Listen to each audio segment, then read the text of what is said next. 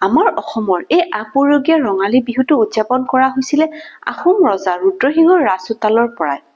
1 minute চৰ্চত তোমালোকক ৰুদ্ৰসিংহৰ বিষয়ে মই কৈ আছো। ৰুদ্ৰসিংহ হৈছে গদাধৰ সিংহৰ জ্যেষ্ঠ পুত্ৰ। গদাধৰ সিংহৰ দুজন পুত্ৰ আছিলে, এজন হৈছে লাই আৰু এজন হৈছে লেপচাই। লাই হৈছে ৰুদ্ৰসিংহ। এই ৰুদ্ৰসিংহই 17 শতাব্দীসকলক আদেশ দিছিলে যে তেওঁলোকৰ মুখ্য কাৰ্যালয় মাজুলীত হ'ব লাগে। ৰুদ্ৰসিংহৰ ৰাজত্ব কালত আহোম যুগৰ সাংস্কৃতিক আৰু স্থাপত্য শিল্পৰ উচ্চ শিখৰত বিকশিত হয়।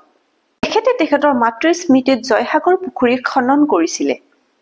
এইজন ৰুদ্ৰসিংহই কাৰেং ঘৰ, নামডাঙৰ, শিলৰ সাঁকো আৰু মেটেকা আলি তেখেতে নিৰ্মাণ কৰিছিলে।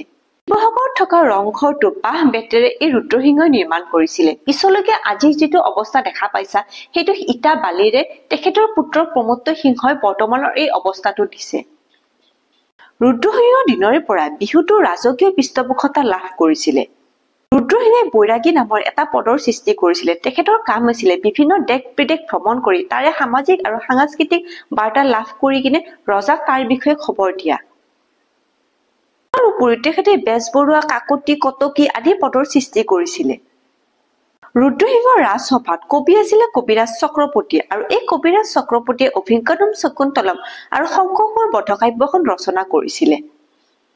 এইদৰে নতুন এটা ইনফৰমেশ্যন পাবৰ বাবে মোৰ চেনেলটোক সাবস্ক্ৰাইব, লাইক আৰু কমেন্ট কৰিবা। আজিলৈকে ইয়াতে থৈছো।